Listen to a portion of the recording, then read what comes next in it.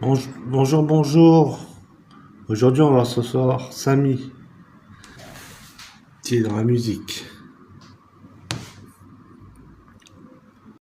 Bonjour Samy, tu peux te remettre sur cette page, sur le direct.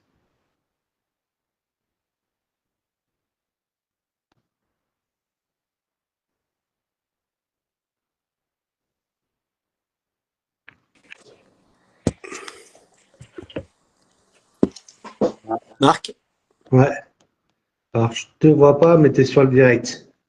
alors moi je te vois et je me vois. Ah, alors, hop là, comment je peux faire?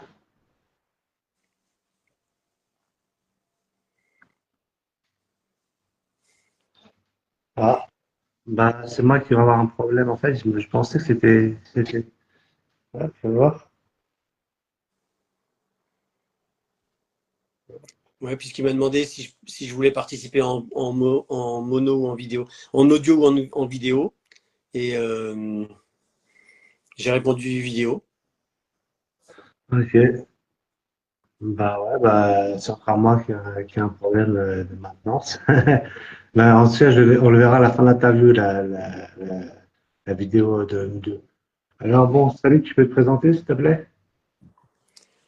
Bien sûr, ouais, je suis Sam, je suis leader du groupe Goldman Passion. Et donc, qui est un groupe où on fait, en fait, on propose un show live, un show en live avec, en hommage à Jean-Jacques Goldman, avec une reprise d'une vingtaine de titres de Jean-Jacques. Voilà, donc tout ça est scénarisé et mis en scène. Et donc on propose en fait un show qui dure environ 1h45. D'accord, il y a des danseuses, non? Alors, il y a des danseuses, en fait, il y a l'équipe, on est 8 artistes sur scène, il y a 4 musiciens, il y a deux chanteuses, plus un chanteur, et moi qui suis et chanteur et guitariste. D'accord. Et le ça, vous produisez où? Pardon? Produisez où? Eh bien, on se produit, on a fait pas mal de pays pour le moment, et notamment la France, mais on a fait la Suisse, on a fait le Maroc, on a fait le Canada, on a fait l'île de la Réunion. On a joué à Paris, on a joué en France, dans le sud, du côté de Marseille, on a joué à Montélimar, on a joué dans l'est, à Strasbourg, à Mulhouse, dans le nord également, voilà. Ah, ok. Ah, ça marche bien, moi, ça fait découvrir du pays. Exactement, tout à fait. Et qu'est-ce qui te donne cette passion? Alors, qu'est-ce qui a donné cette passion? Alors, en fait, moi, j'ai découvert Goldman dans les années 80. Lors d'une des toutes premières télés que Jean-Jacques Goldman avait faites. Et alors, c'était pas la toute première, puisque la toute première, il chantait Il suffira d'un signe. Moi, en fait, celle que j'ai vue et qui me reste vraiment en mémoire, c'est quand il chantait Quand la musique est bonne. Et cette chanson, cette musique, ces paroles, sa façon de jouer de la guitare, les riffs de guitare, les sons de guitare, tout ça m'a vraiment interpellé. Et j'ai tendance à dire que ces mots m'ont parlé, et comme ils parlent aujourd'hui à tant d'autres. Et à partir de là, ben, j'ai commencé ma fanatitude, quoi. Donc à partir de là, je me suis intéressé à tout ce qui était écrit sur Goldman, tous ces disques, tous ces textes, ses concerts évidemment. Donc j'ai acheté ses albums, je suis allé le voir en concert. Plus d'une dizaine de fois. Et j'ai notamment vu évidemment son dernier concert ses derniers concerts en 2002. J'ai vu le 2002, je l'ai vu plusieurs fois également. Voilà, donc l'histoire a démarré un petit peu après 80 et se poursuit aujourd'hui. Et voilà, voilà par rapport à ta question. Ah, ok. Donc, c'est une passion sur laquelle tu as réussi à gagner ta vie, en fait. Alors, gagner ma vie, en réalité, c'est pas l'objectif, et on peut pas dire vraiment que je gagne ma vie avec ce que je fais autour de Goldman. Euh, j'ai une situation qui fait que ben, aujourd'hui, disons, j'ai une rentrée d'argent régulière qui me permet de vivre. Et quand je fais du Goldman, eh bien, il y a des fois quand on produit certains de nos spectacles, on peut être en déficit ou en léger équilibre. En revanche, une chose est sûre, c'est que les 7 artistes qui travaillent avec moi, qui sont avec moi sur scène, qui sont également des passionnés, eux sont payés évidemment lorsque l'on fait des concerts. Mais je ne peux pas dire qu'aujourd'hui, c'est une activité qui me permet de gagner ma vie. D'accord, ok, Mais ok. ce n'est pas l'objectif non plus. Encore la Euh, passion du fan. je ne suis pas du tout déçu parce que c'était pas du tout l'objectif qui était visé à la base. D'accord. Ça reste le grand fan, en fait. Et ouais, mais Jean-Jacques Goldman, c'est quand même l'artiste préféré des Français. C'est pas rien. Ouais, tout à fait, tout à fait. Je pense que je pense que c'est très lié à sa personnalité.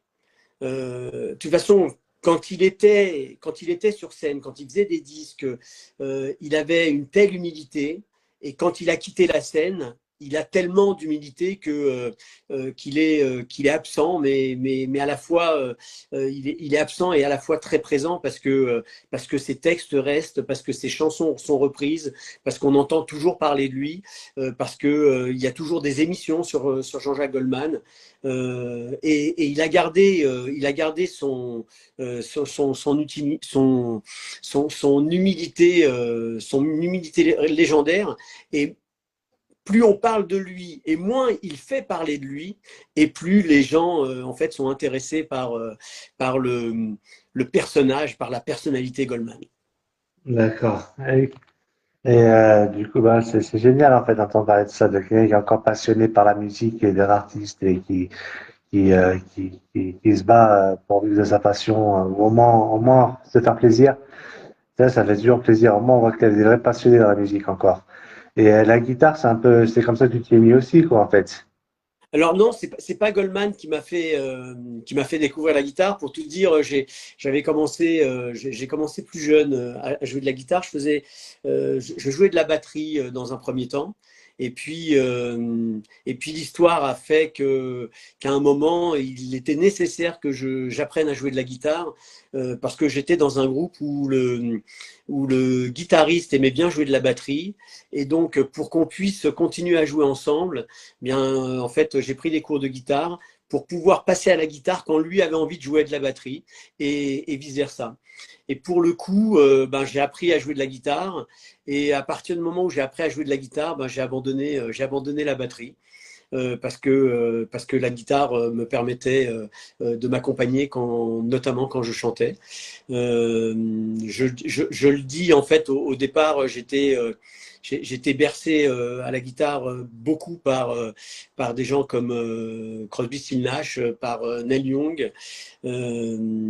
J'ai beaucoup aimé dans ma jeunesse Carole King, également James Taylor.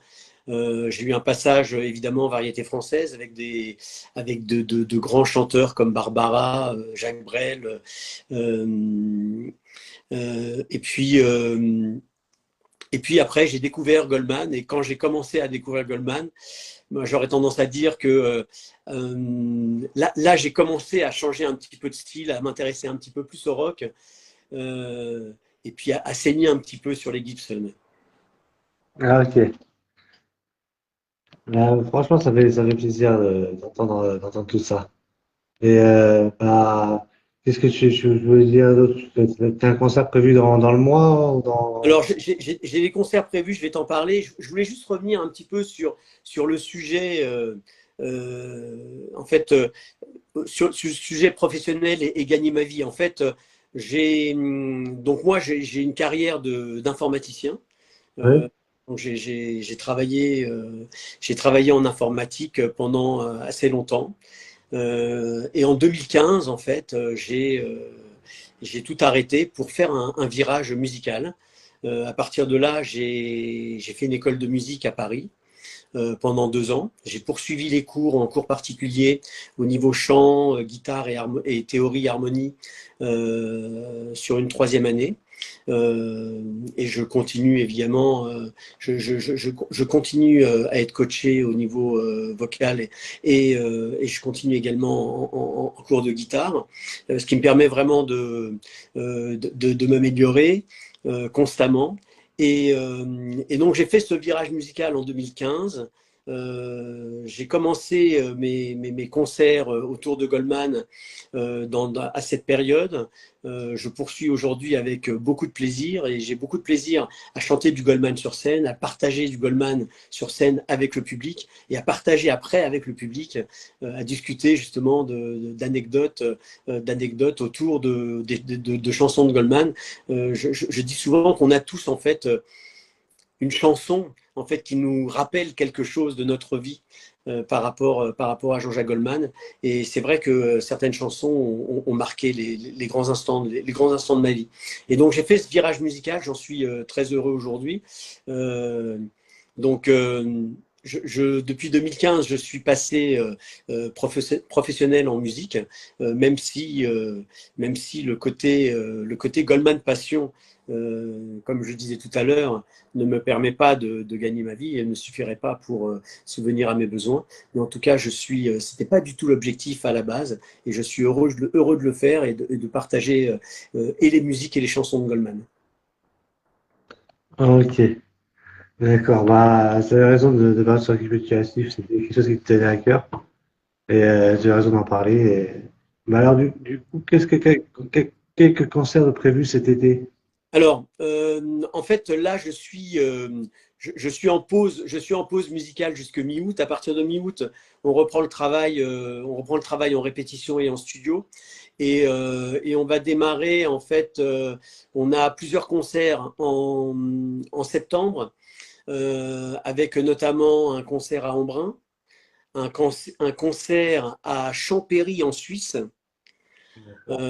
et un concert à Villemoisson dans le 91, hein, donc dans l'Essonne, Villemoisson-sur-Orge. Ensuite, on a 2 dates importantes. Une première date qui est le 11 octobre à Amiens.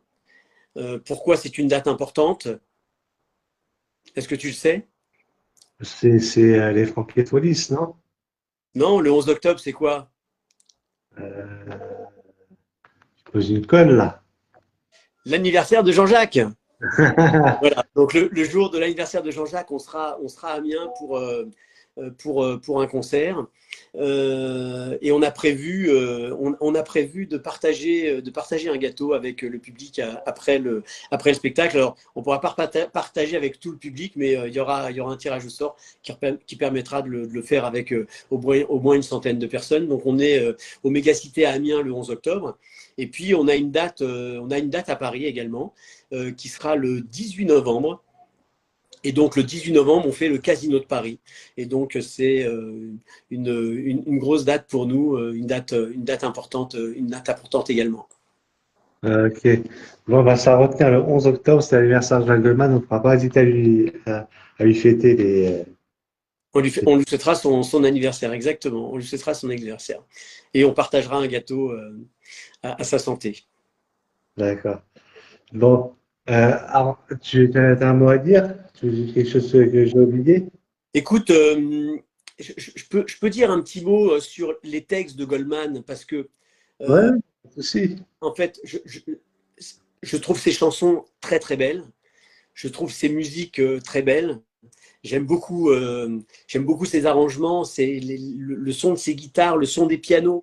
Vraiment, j'ai beaucoup d'attirance pour tout ça. Mais disons, mon amour va au-delà, en fait, et c'est vraiment pour les textes de Goldman.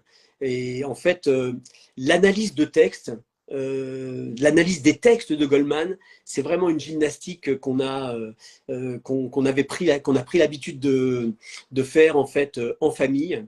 Et donc, assez régulièrement, avec mes enfants quand ils étaient plus petits, eh bien, en fait, on partageait, on faisait l'analyse de ces textes et on essayait en fait de les interpréter ou de donner une interprétation par rapport à tel ou tel mot, telle ou telle signification.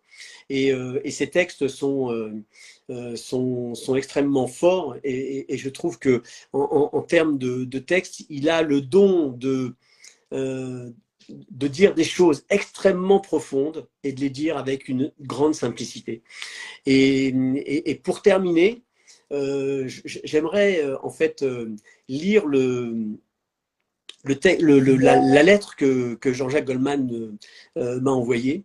En fait, ma fille lui a écrit et lui a fait une très très jolie lettre en lui expliquant que quand elle était petite, elle faisait de l'analyse de texte, en lui expliquant qu'elle connaissait pratiquement tous les titres de Goldman presque par cœur, en lui expliquant qu'elle était super fan et en lui expliquant que son papa allait monter sur scène et faire des concerts et qu'il était fier de faire des concerts en reprenant les titres de Jean-Jacques.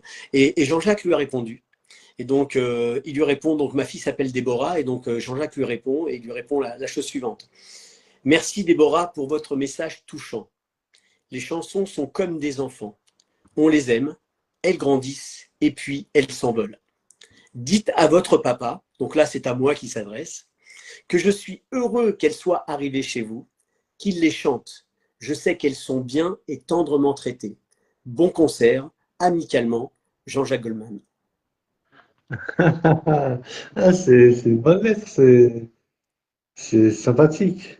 Extrêmement sympathique et extrêmement touchant. Extrêmement Ouais. touchant comme lettre comme lettre de Jean-Jacques. Je peux éventuellement euh, te donner euh, le texte que moi, je lui ai envoyé. Donc, j'ai fait un petit texte pour le remercier. Et le texte est le suivant. Très cher Jean-Jacques, merci pour tes mots, merci pour tes musiques, merci pour tes chansons, merci pour ton message personnel et merci de nous avoir légué un si beau répertoire. Puisque ta maison, aujourd'hui, c'est l'horizon, dans ton exil, essaie d'apprendre à revenir, mais pas trop tard. Voilà. Ça, c'est le texte que j'ai envoyé à Jean-Jacques. Voilà. Donc, C'est une belle anecdote en tout cas. sache, Jean-Jacques, qu'on est nombreux à attendre ton retour. Bon, sur ce, on va se quitter. Je vais te dire au revoir. Ciao, ciao. Merci beaucoup. Merci infiniment. Allez.